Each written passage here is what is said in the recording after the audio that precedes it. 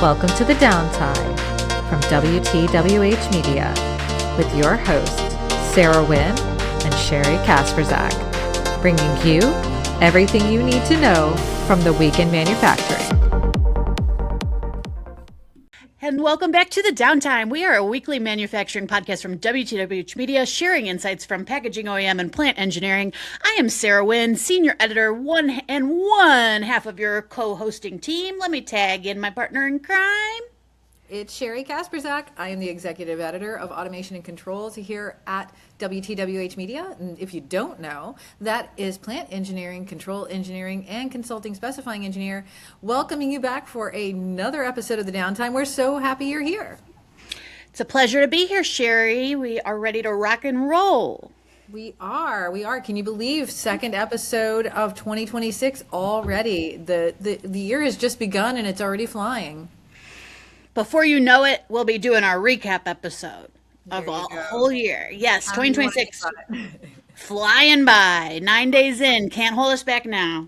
Can't stop, won't stop. That's what we say. Woo, woo, woo. Well, I'm rocking and rolling with my favorite hat, my little packaging OEM hat. Like to wear this when I travel. That's the fit over here. That's the vibe. Yeah, it's actually unseasonably warm. So, I'm just rocking my little old lady cardigan. We got the gray going on. It's kind of gray today too. So I just wanted to blend in. But you got to have the pop of color. So I got my my Fenty Beauty lip stain in strawberry sangria. That's the color. That's the shade. If you're wondering. Lip stain from our girl Rihanna. So gotta represent. Riri, bad gal Riri. Yeah, for sure. Definitely. So we will get the show rock and rolling. We have an interview with Nikki Gonzales from Weintek, Director of Business Development. We will get to that in 1 second. First, I want to say this is a public service announcement. testing this thing on. Yes, I want to say make sure to subscribe to Packaging OEM's newsletter. There's a link in this post. We share the latest in packaging machinery along with industry news and insights. Also, give us a follow on our brand new YouTube channel. Packaging OEM is now on YouTube, Sheri. Very cool, very cool. That is very cool. And I want to give a nice thank you to the Packaging OEM digital community. We reached 1,500 followers recently on LinkedIn. Many of you follow us on that platform. And if you don't, give us a follow over there.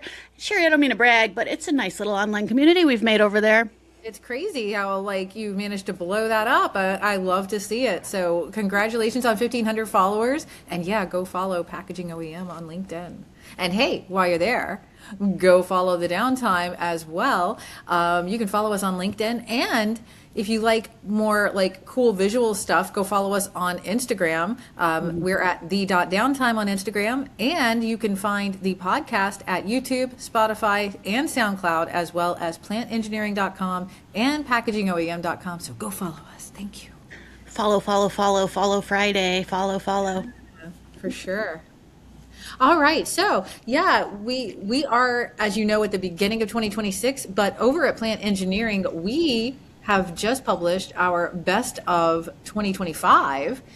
If you kind of want to get a recap of what the year of 2025 looked like for plant engineering, go check it out. Our editor-in-chief, Amara Rozgas, has highlighted the year's best content. And to give you a little sneak peek, because we like to do that here on the Downtime, a lot of proactive approaches were the name of the game in 2025. Our best performing articles at Plant Engineering highlighted things like decarbonization strategies, how-tos on incorporating safety standards on the plant floor, and of course, everyone's favorite topic, automation. Go check it out at plantengineering.com. It's a perfect tie-in because the guest we have for this interview segment is none other than Nikki Gonzales.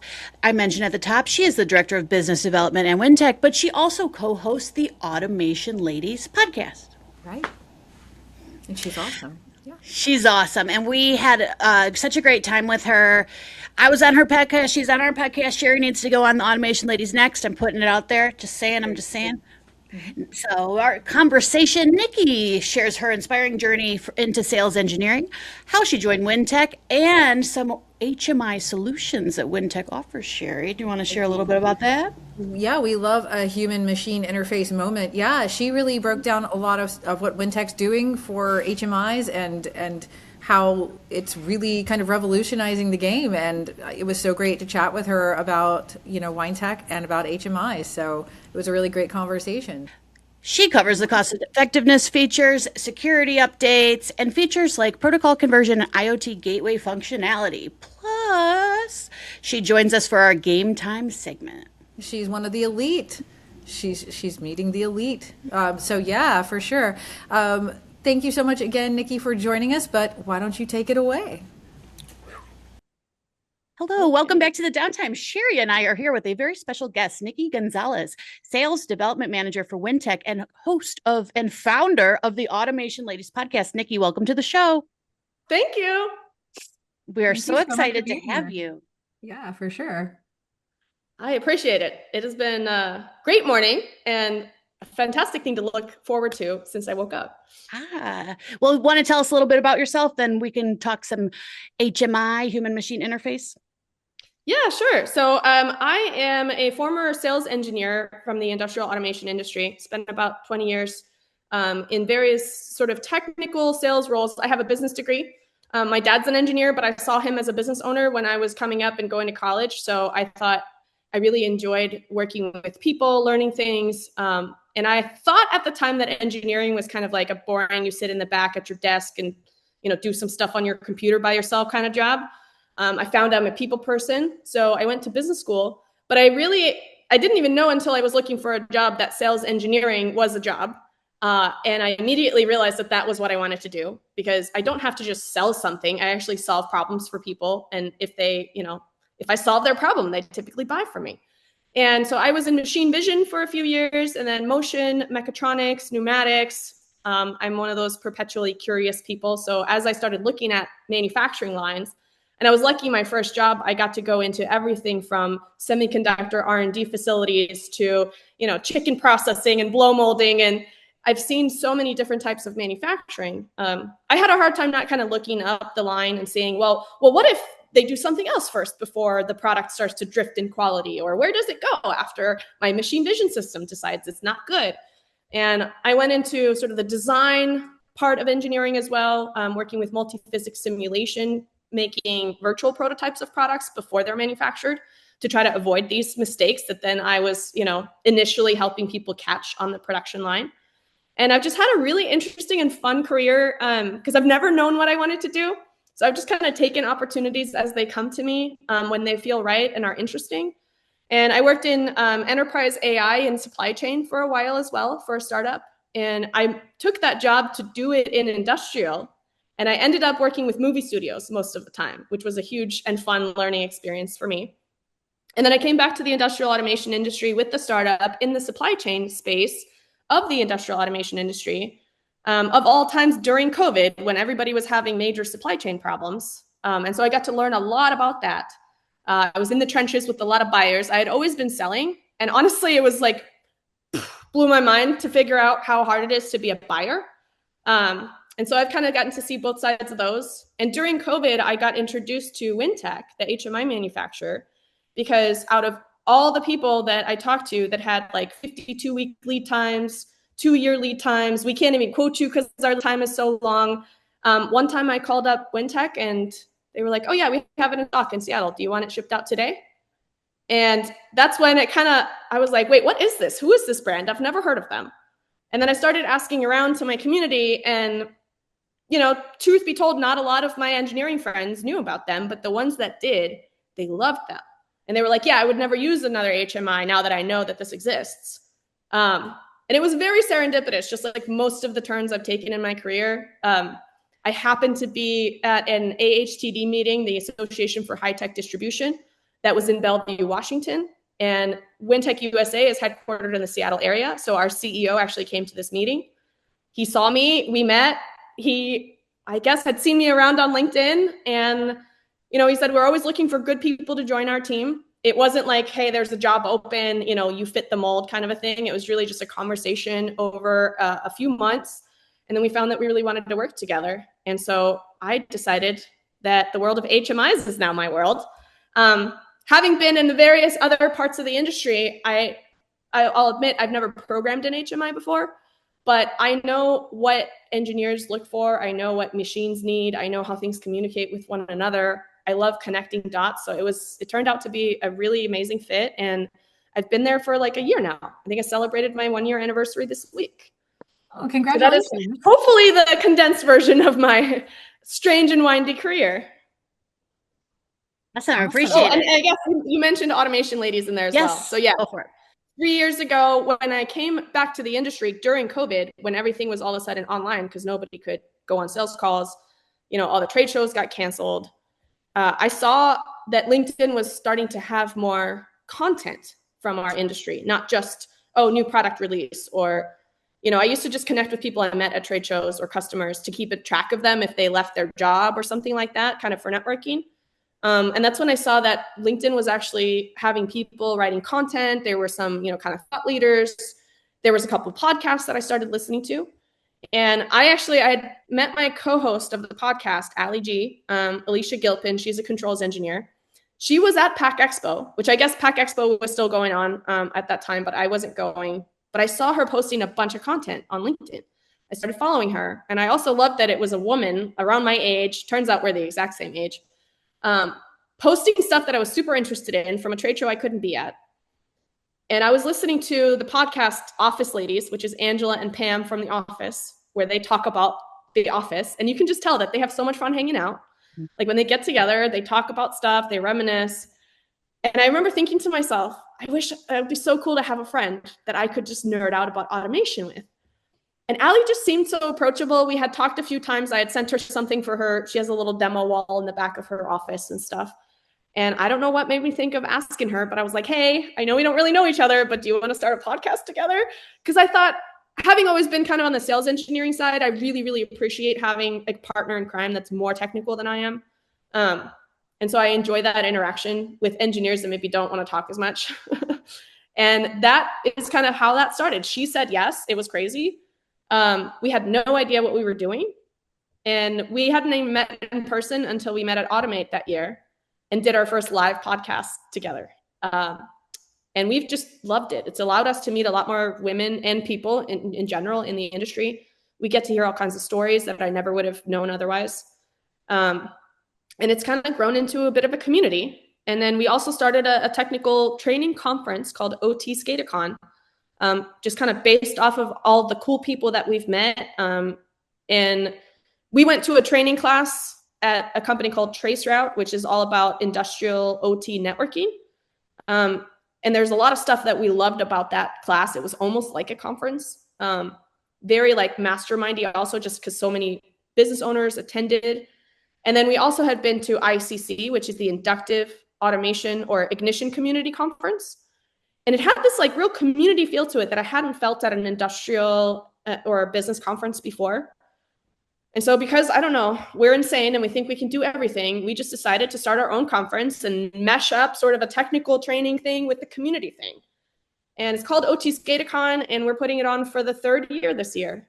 So I think that about covers it. That's amazing. So yeah, in terms of HMI, what is it about HMI that you find so fascinating that you are like, this is what I want to focus on now in my career? Yeah, I'll be honest with you. At first, I wasn't fascinated. Uh-huh. It was like, oh yeah, it's one of those things that's always on a machine, and it's Yeah. a small part of the machine. And it never seemed like any kind of star of the machine to me. It was kind of an afterthought in a lot of cases. They look like ugly bricks, like gray. They just, I don't know. There's nothing about them that had ever excited me. And so when I was excited about Wyntek as a company, it was just from the standpoint of, hey, my customers that use HMIs, they can actually get this. And oh, the price is insane. Like it's actually really good.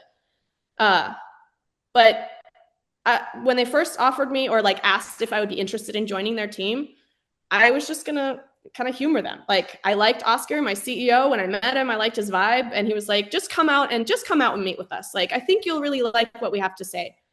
And the way that he presented it was kind of like, yeah, I know this may not be exciting to you, but come hear us out kind of a thing.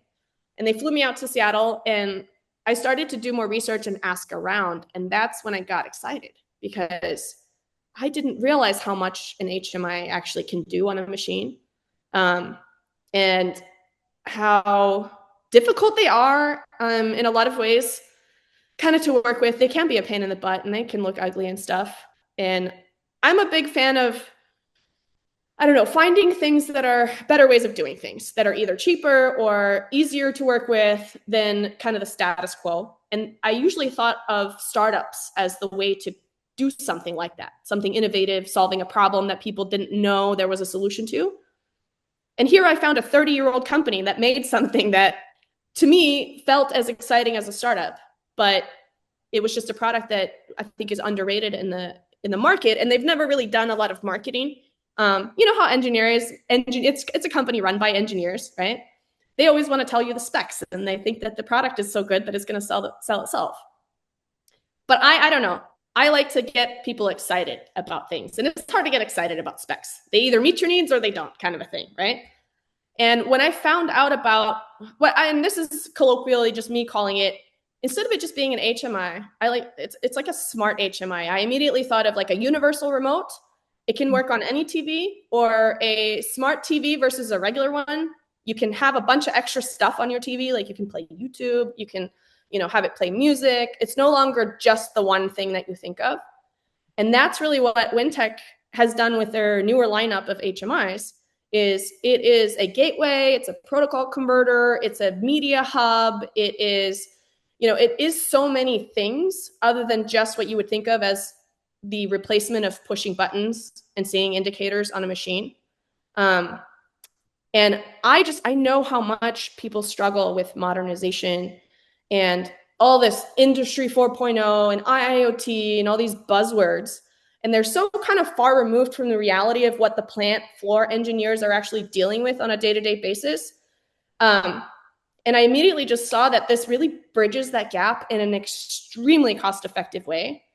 And the other thing that really I thought was just like, this gets me really excited. In a world where everybody is trying to turn into a software company and charge subscriptions and software on top of everything that they sell, Wyntek went the opposite way. They said, hey, we actually, we're mostly hardware. We have software that comes with it. It's free. We sell a dashboard product that, brings you up to kind of that data analytics, functionality. And we used to charge $300 a year for it, because this is when I just joined last year in January. And they're like, we've decided to not charge any subscriptions for anything. So it's just a one-time fee. It's $99. Everything we sell, no subscriptions. And particularly with my consumer, like with my personal life, I'm so sick of my bank account all of a sudden just something getting pulled out, and I'm like, wait, what subscription was this? And I think there's just subscription fatigue, licensing cost fatigue all around the industry. Prices are going up everywhere, and they have been for the last decade. Wyntek lowered their prices last year and cut all subscriptions, and so that is it's really kind of the peripheral things around what the HMI is and how it serves the engineers that got me super, super excited about it. So sorry, very long-winded answer. No, you're good. You're a neurodivergent person and want to talk about their special interests. Like, how much time you got? We've got some time. Nikki, you and I have talked offline about OEMs. Can you kind of share some of the trends you're seeing with HMIs for OEMs, and are they the same for plant engineers? Is there any differences? They are different, definitely. And we, to be transparent, Wyntek focuses on OEMs, which is one of the reasons why I hadn't really heard of them as much in my circles of plant people, systems integrators, and robotics engineers and distributors even that I had worked with, because the big brands do a lot. They kind of come in and say, hey, we're going to be your ecosystem. We can do everything from motors to contactors to HMIs and PLCs. And so they're very well known. They're very, big. And I used to work with a lot of distributors in kind of the supply chain space, and they maybe have 100 different manufacturers on their line card, right? The ones they pay attention to the most and are going to be the biggest ones that have the most products, right? They're going to do the most volume of business. But Wyntek is very, very niche. We are an HMI manufacturer, and we've never really strayed beyond to try to be your all-in-one solution for, I think we're not that full of ourselves. We are experts at HMI. And so we don't come across, all the time like the big brands do. But our business has really been driven by OEMs. And the reason is OEMs need cost-effective solutions because they're building a lot of machines. They got to keep their costs down so that it's something that their customer can actually afford, right? They need interoperability because they don't know what environment that machine is going to go into once the end user takes it and integrates it into their plant. Are they a Rockwell plant? Are they a Siemens plant? Are they a mixed environment plant? You don't have control over what your customer is using. And it's difficult, that's why, the big manufacturers, they have the budgets and the control to say to their OEM, hey, I'm going to spec this and you use all these controls across the board, right? But smaller ones, they need to use something that's cost effective, that's easy for them to use, and that can actually plug into any environment and communicate easily. And so because we are kind of the universal remote of HMIs, we talk to every PLC imaginable. We have drivers for everything from, the 20-year-old PLCs that are still on lines all over the place, and the brand new stuff coming from every other manufacturer, because HMIs are our competency, HMIs are our niche, and we want to be really good at that one thing and then talk to everyone else very easily. So we're a great product for OEMs because it doesn't, it's not going to cause a customer to not be able to integrate you. It actually is the opposite. It allows you to integrate very easily. And we've built most of the features and things with OEMs in mind, right? Secure remote access so that you can do remote, support of your machines, all kinds of stuff like that. And I didn't realize that we make over 2 million HMIs in our factory a year. And those go into machines that go into every manufacturing facility that you can imagine in the world. They don't always have our brand name on them because we don't need to force an OEM that has a beautiful machine to throw another logo at the front of their machine, right? It should be theirs. So I started to realize that we're everywhere. But it's really because we focused on that OEM segment, and we do something a little bit different in the industry as well. We have one price, and it's an OEM friendly price. We don't do a thing where we have an end user price that is, 5 times what the OEM would pay, and then, change the pricing for everyone in the value chain. We just have a straightforward OEM price from the get-go. And so we've always focused on OEMs, which is also why we're not at the size where we have thousands of salespeople going into every factory in the world, right? We sell to the companies specifying and building lots of machines. And that's, how we get out there into the market. But now we have such a big installed base, having been in the industry for 30 years, selling millions a year. There is, I would bet most of the manufacturing facilities out there, whether they know it or not, have a Weintek HMI in there. And finally at a point where the bricks that we make that last forever are reaching end of life. They should be upgraded even if they're still working, the 20-year-old ones. And so now we're at this place where we need more market recognition so that people at the plant level can know what they're working with. And, I think we're at this point now where we've always been focused on OEMs and we'll continue to do that. But the broader ecosystem is becoming more aware of us and starting to work with us as well. So Nikki, you talked a little bit about inoperability in terms of the 20-year-old machine has the same HMI as a brand new machine. Talk a little bit about training and how, it's, you might train somebody on an HMI who may be new to the company and, they may need new information on an older machine, for example, how to use the HMI on an older machine. But let's say that machine gets replaced, then they have it's the same information on the old machine as it would be on the new one. Talk a little bit about how training would be in terms of how to use an HMI. Yeah, so I want to first address the 20-year-old HMIs that are out there. If you're building a new machine with the Weintek today, you would never use that same model, right? Right. We have a brand new line. It's still probably 5 years old or so. Don't quote me on that. But our CMTX line, which is an IoT capable, modern capacitive touch type HMI that looks like an iPad, right? Right. That's what we would put on a new machine today. The stuff that's out there that looks like that old gray brick, it still works, but it's going to be limited. Right.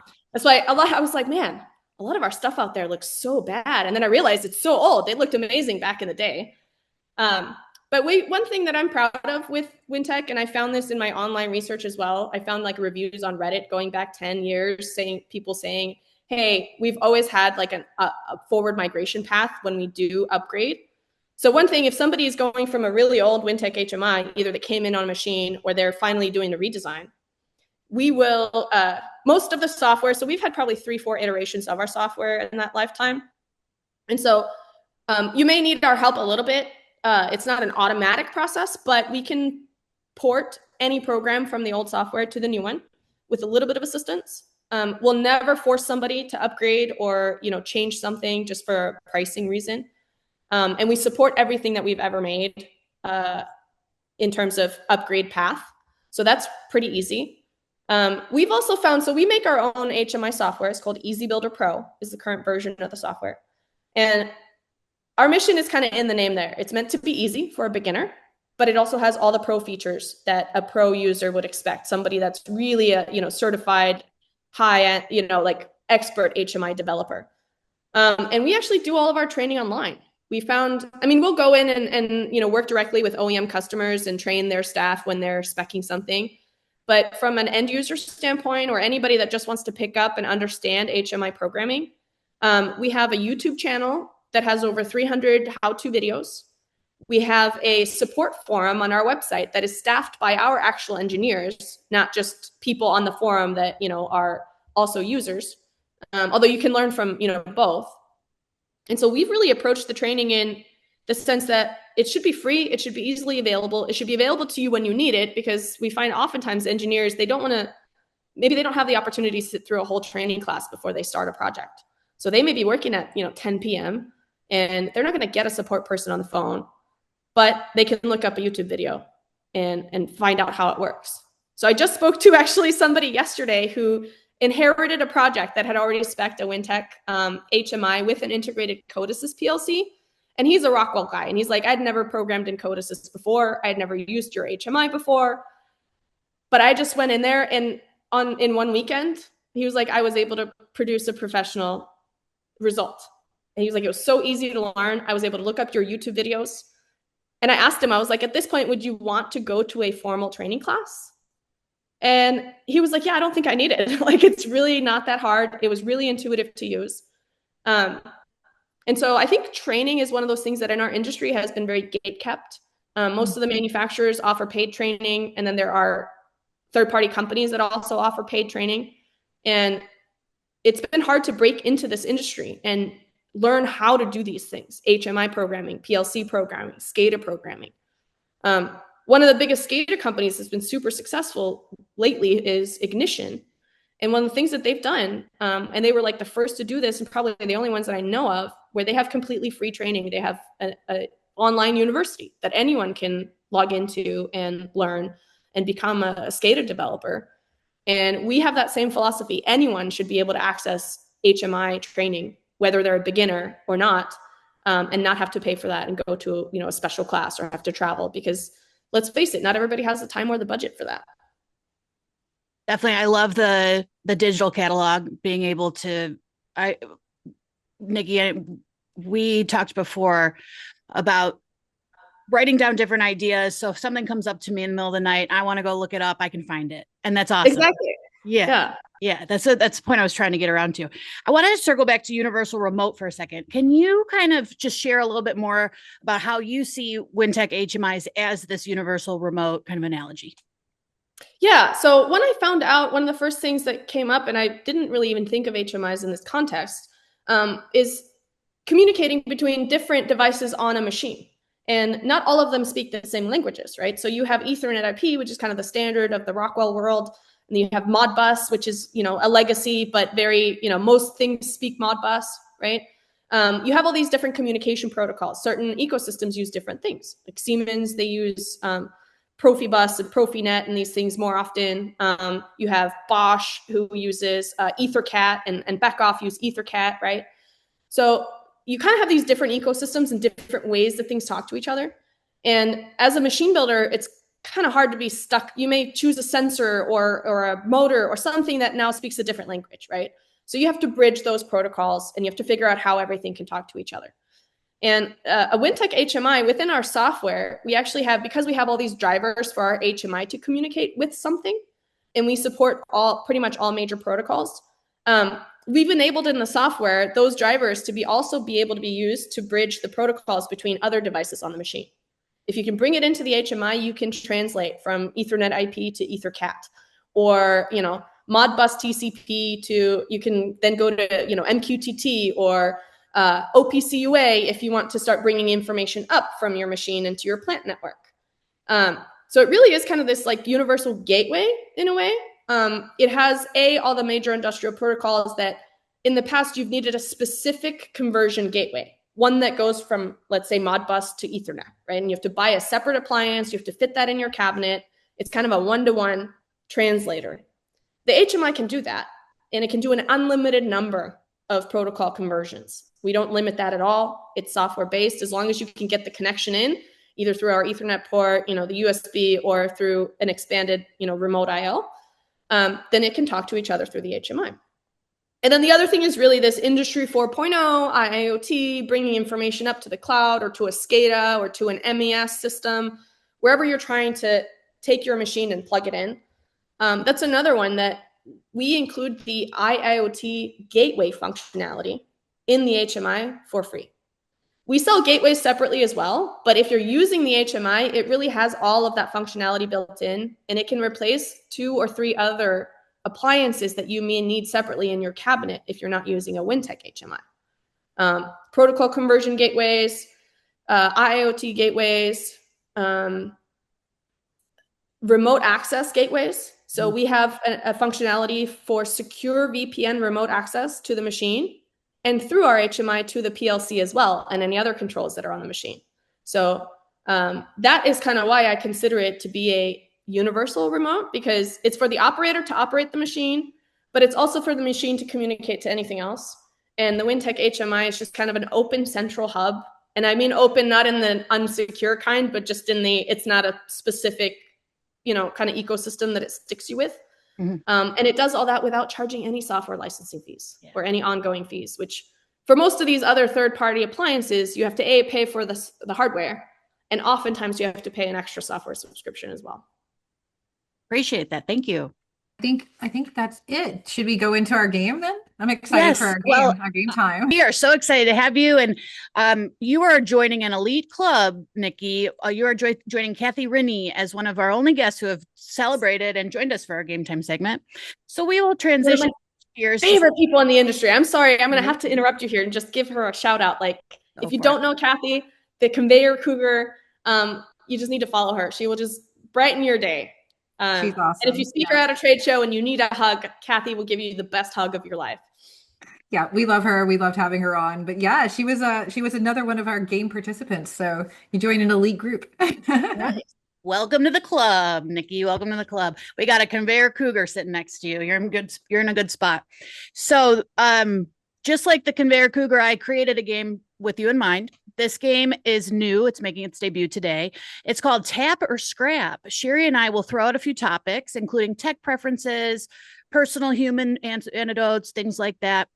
And if you're into it, you say tap. If not, say scrap. Move on. All right. There's no right or wrong answer. And this is a quick reaction game, like quick vibes. So I think the first one ties in really well to what we just discussed. Tap or scrap, Nikki. And again, tap as you like it, scrap as you don't. Watching a video instead of reading a manual. Tap. Tap for me. If I can navigate in the video or search, if it's a 2-hour long video of the entire manual, then that's a scrap. Well, we can circle back to the Wyntek YouTube library. It sounds like those would be a tap, yes? Yes. We got short ones and long ones, depending on your preference. Oh, look at that. All right, next one is data-driven insights or systems that explain why something went wrong. Yes, tap, definitely. Tap, I want to know. Tap for sure, yeah. Next one, tap or scrap, learning a system by trial and error. That one depends. Depends what it is. I can go first. I'm going to say tap with this because this has kind of been the packaging OEM experiment for over the last year. Yeah, I will tap on that all day, right? There we go. Stuff that is not critical to human safety or millions of dollars of downtime. Being on the Downtime podcast, there's certain things you do not want to trial and error, especially if it's in a live production environment. But stuff like a podcast, heck yes, I'm tapping all day. There Absolutely. we go. Yeah. I think my answer would be the same. Because I think the Downtime podcast has pretty much been, let's see what works. But I agree that if someone's life is on the line, probably not. But tap if it's something fun, and if you experiment with it, you might find something really cool that happens, or you get some neat result. So I love to like experiment with things. I just don't like to like, especially if someone's money or someone's life is on the line. Yeah, Probably exactly. not. Yes. Yeah. Thank you for the parameters, everyone. Thank you. This game was thought of this morning, so I appreciate the guardrails that have been added. I appreciate that. We do not want to endanger anyone. So yeah, we're a group of overthinkers here. So, don't worry, I will overthink it. And yeah. I kind of developed this life motto that I was so certain was bulletproof until yesterday. So I learned this during machine vision when I was a machine vision engineer. People would ask me like, oh, how much does a machine vision system cost? And like the answer is just like completely, it depends. Like I can ballpark you, I don't know, 5 to 20K maybe, but it depends on what you're trying to do, right? You need different hardware, software, it's just, you cannot, it depends on the application, right? And then I started to kind of like extrapolate that to the rest of my life. And I realized I couldn't find a question where the answer couldn't be, it depends. Right. So life is not black and white to me anyway. But yesterday, as I was like saying this exact same thing to someone, I go, well, unless you ask me if I love my kids, the answer is always going to be yes. So again, nothing is 100% certain. Even my motto being true depends. Right. But that's why like I will tap or scrap, but there will always be an edge case where I would go the opposite way. Or it would be fun to find out if there isn't. But yeah, me loving my kids has been so far the only thing that withstands that motto there. Okay, I'll add this one, and this one is on the list. Loving your children, tap or scrap. Tap. Okay, we're good on that. I mean, I guess it depends. No, I'm just kidding. No, I just 100%. have my kids have paws. We're all good. I say tap. There you go. All right. Up next, customized dashboards, tap or scrap. Tap. Yeah. If they're easy. Yeah. Like big, convoluted, hard to read or hard to make dashboards, I would scrap. Yeah. Okay, the next ones are a little bit not as industry specific. Dark mode on operating systems like your iPhone, HMI. Tap. Mm-hmm. Yeah. Oh, it's a scrap for me. I gotta have like a bright screen. Like dark makes me like kind of weird. I don't know. I have really bad eyesight anyway, so it's kind of like, what am I looking at? I'm sitting here with the Word doc open on my other screen, and it's in dark mode. Tap. Oh, I'm the odd person out. That's funny. This one's right. This is a good one. Comfort over style. Tap or scrap. Tap. But again, it kind of depends on the occasion, right? I'm not going to walk into a customer meeting, but I guess yes. I can always have style while also being comfortable. I don't like to be uncomfortable, so that's probably always a tap. I say tap, and comfort over style always circles back to my love of tracksuits. I think it's it's the coolest outfit you can wear. It's probably because I worked with Ohio State basketball and they would wear tracksuits a lot. Yeah, I say tap. Okay, can I brag a little bit? I made this t-shirt myself. Okay. Nice. To be comfy with my branded wear. And I love that Wyntek was like, here, you can put logos on anything you feel comfortable in.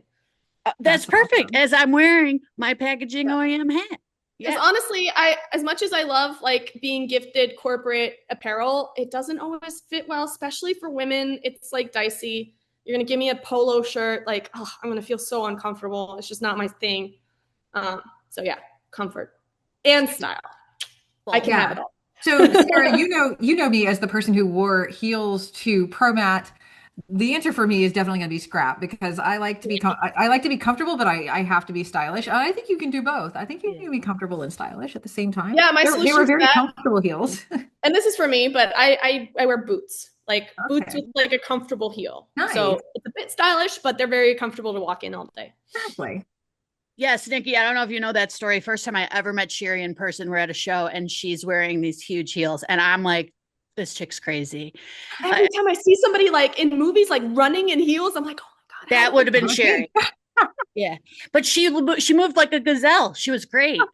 And I'm like, I'm in my Skechers and I'm like, I think for like most things, it's all about practice. When you wear heels a lot, your muscles adapt and it becomes very comfortable to wear heels. And you become, in some cases, I think, more comfortable wearing heels than you would flats.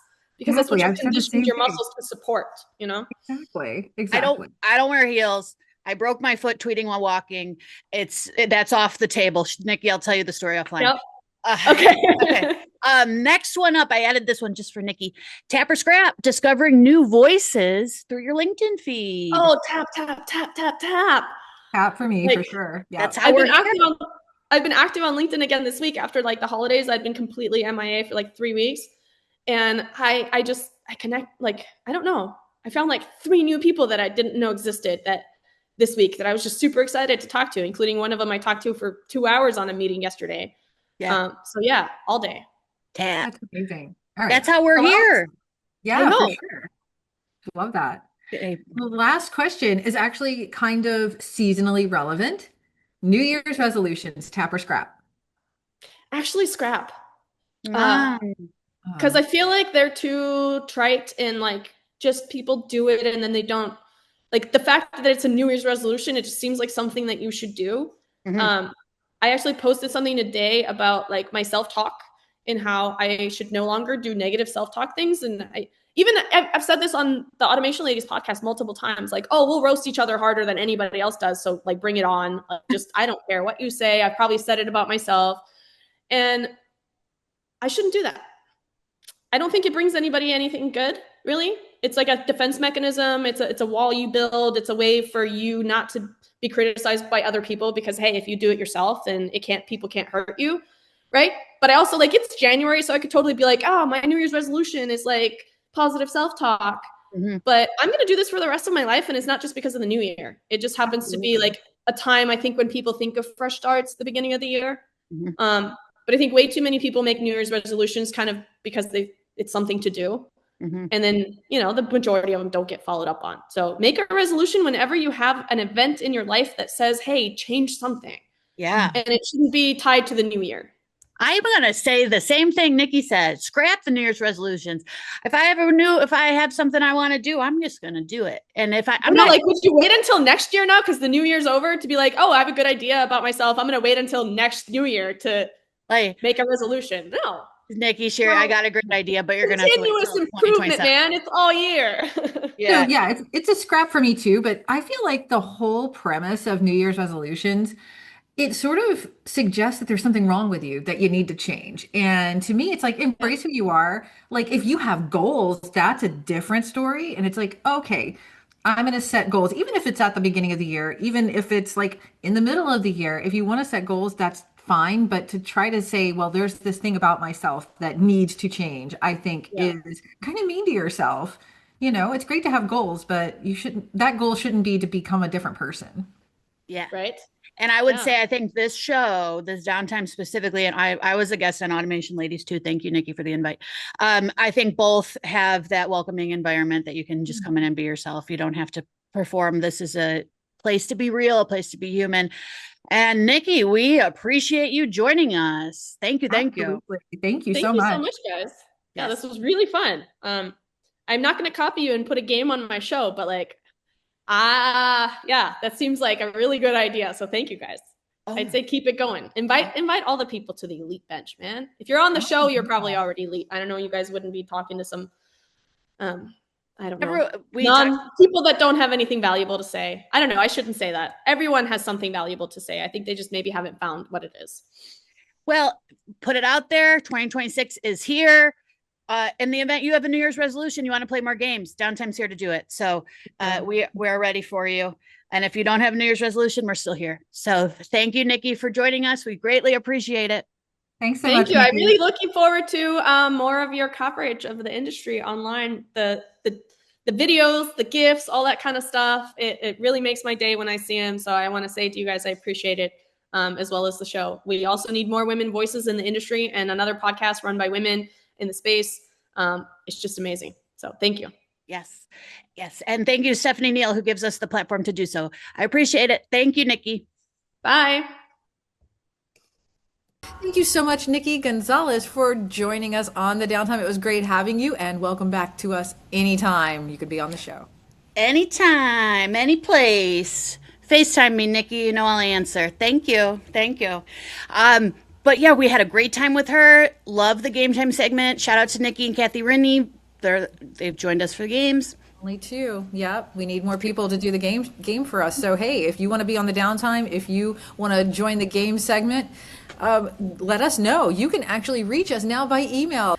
That, again, is the Downtime at WTWH Media. Let us know what you want to see and hear on the Downtime podcast. We would love to hear from you. Anything and all things automation and manufacturing, packaging. Let us know what you want to hear, because we are here for you. Here for you. Yes. Here for you. You and you and you and you. Yeah. That's right.